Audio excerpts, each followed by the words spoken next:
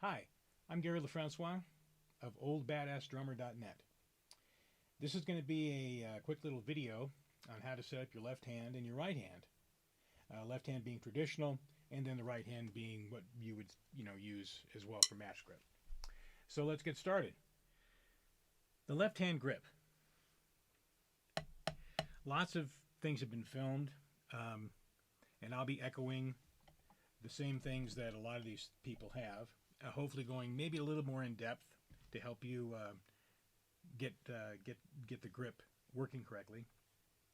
So we'll start out with a thumb bounce. That's all. Simple thumb bounce. You're going to be bouncing from the underside of your thumb here, right there. And as you're bouncing, try to keep, instead of the fingers straight open, try to keep them like just barely next to the drumstick, and keep them open for right now. Just a nice little wrist bounce. Now, if you're having trouble getting the bounce, maybe just try practicing this. Hitting the drumstick with the thumb, hitting it and bringing it off as quickly as possible, allowing the stick to bounce. Most problems occur when the student thinks that there's a suction cup under the thumb where he brings it down, and as his thumb lifts, the stick magically rises up. Okay? That's not the case. We're bouncing just as if you were to bounce a ball. Just like that. The next step, once you feel comfortable, and try not to get the stick to come flying off the top of the hand just yet. Okay? Try to keep it just controlled so it's coming up not really much higher than the index finger, just for right now. We're going to put the wrist stroke in, as people call it, but it's not really. It's back here from the back of the elbow. It's what causes the bones to rotate over each other and causes a wrist turn. Okay, so here we go. Bounce. On the upstroke, you're going to move your hand all the way back up into a supinated position.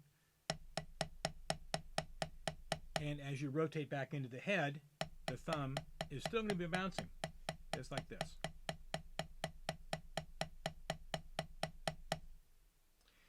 The next thing we're going to do is we're going to drop the third and fourth fingers down below the drumstick. The index and middle finger will still be in the outside of the grip. The next thing we're going to do is we're just going to hook the index finger over the stick, just like that, as if it was to, kind of, I guess, bisect the stick between the saddle here, between the thumb and index finger and the ring finger. So see how that looks? Just like that. So thumb bounce, wrist turn, drop the third and fourth finger, put the index finger over the top of the stick. Now you want to try to maintain a larger angle, more of, I guess, what you would call an obtuse angle, like this, as opposed to a 90-degree, more of an obtuse angle. And your thumb, your hand, is going to kind of be perpendicular to the floor-ish. You might feel more comfortable once you get control of this to be a little more to the outside or a little more to the inside. Just depends on how you feel. The idea, though, is that you're never really gripping with the thumb. You're not really holding here to where you're in the way of the motion of the drumstick. Everything should be, to quote Peter Erskine, everything is rebound. Everything should be bouncing up, and you're moving and holding that stick and working with that energy you're creating. Let's take a look at the right hand. Okay, the right hand grip, start with the hand open. You're going to place the stick against the fatty part of your thumb, and then you're going to place the thumb on the drumstick. You're not going to use what's called a short thumb or be on the ball of your thumb or have the thumb below the drumstick. It's going to be right on the pad, and it's going to be coming straight out of the stick, just like this. Okay, you want to kind of create a little hinge. When we put the middle finger on the stick, that's where the hinge is going to be. Okay, so this is kind of what it looks like. Well, this is exactly what it looks like. You're going to have a lot of the meat of your middle finger on the drumstick.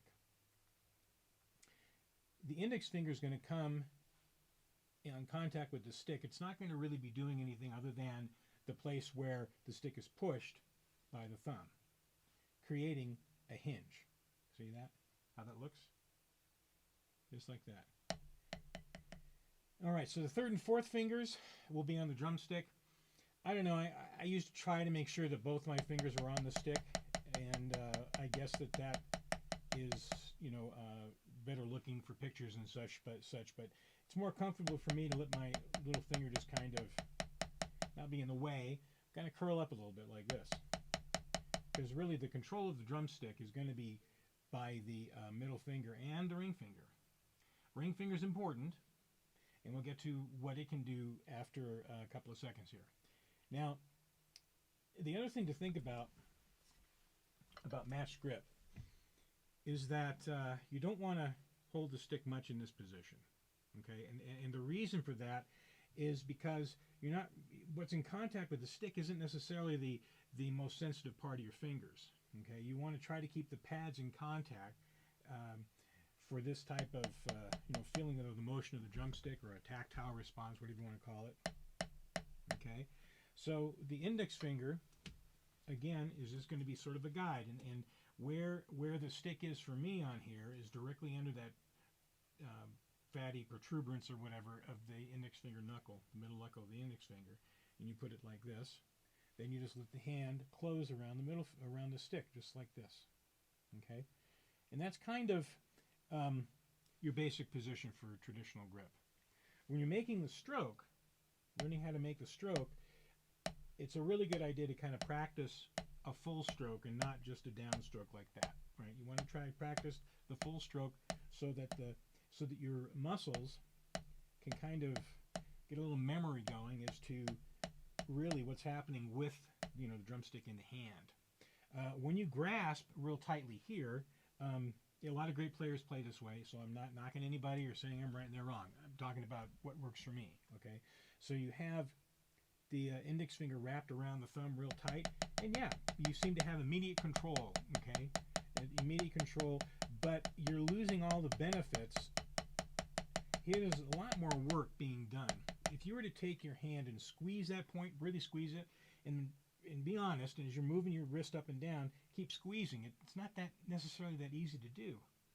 But you could even ball up your fist as tight as you can, and you can still, and squeeze, and you can still get good motion out of the wrist. Okay?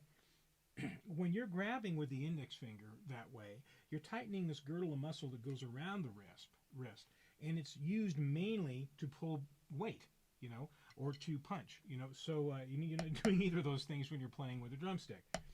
So it doesn't make much sense. If you're playing mallets, because of the flexibility of the mallet itself, it is necessary to grip in this fashion, so that, you know, you are able to control and get a little bit of a rebound out of the stroke. Now, I'm not a percussionist. This is just stuff I've observed, and having taught this technique to quite a few guys that were percussionists going through college studies, when they were having issues with the snare drum, I showed them this, and they're all eternally grateful. Now, I showed them this, and it made a lot of sense to them, and they explained to me why, you know, they were holding the stick this way. So, anyhow, so another thing to think about here is you don't really want to have you don't want to be grabbing at the stick like this. And now, even though I'm in what I would consider a good position, you know, I'm grabbing at the closing of the rather, I'm closing hand at the down part of the stroke, and you want to maintain a bounce. Everything is rebound, right? So even though it doesn't look like I'm allowing the stick to bounce, I'm following the bounce. Okay, there's a little bit of approximation going on down here with the butt of the stick and the heel of the palm. Okay. A little cheat exercise, not a cheat exercise, but it's a pretty good one. I learned this from a guy named Dennis at a place called Pro Sound Music years and years ago, probably 30, maybe 40 years ago. And he had studied with a cat named Fred Buda, who was, I guess, one of the principals or assistant principal with the Boston Pops, if not the principal. So I don't know. Forgive me if I have Fred Buda fans and I'm misquoting his whole thing. But this exercise was to create that feeling of home with the stick in the right hand. And the way it worked was that you would bring the tip of the stick towards your nose like this, And as you're counting to 4, you actually need the metronome. We did it at 30 beats a minute, and it's not a whole lot of fun. Anyway, you're squeezing all the muscles, and you're bringing them back. You're squeezing the stick nice and tight in there, and at the moment of impact, at the click, you strike as hard as you can and bring the stick back up again. Just like that. 2, 3, 4, and strike. 2, 3, 4, and strike. Now, Fred Buda did not say this is how you played. It was simply an exercise to get your fingers used to and comfortable staying with the drumstick even as the stick itself was bouncing. See, the stick is bouncing here, right? Nothing has changed, and you can tell I have my fingers on the stick. So, those are a couple of things you can do to help improve your technique, or maybe learn a new technique. I shouldn't say improve. That insinuates you don't know what you're doing, and that's not my intent. So, exercises, simple exercises, is you want to try to get a similar feel and stroke volume with each of the wrist turns. And I'm doing full strokes here.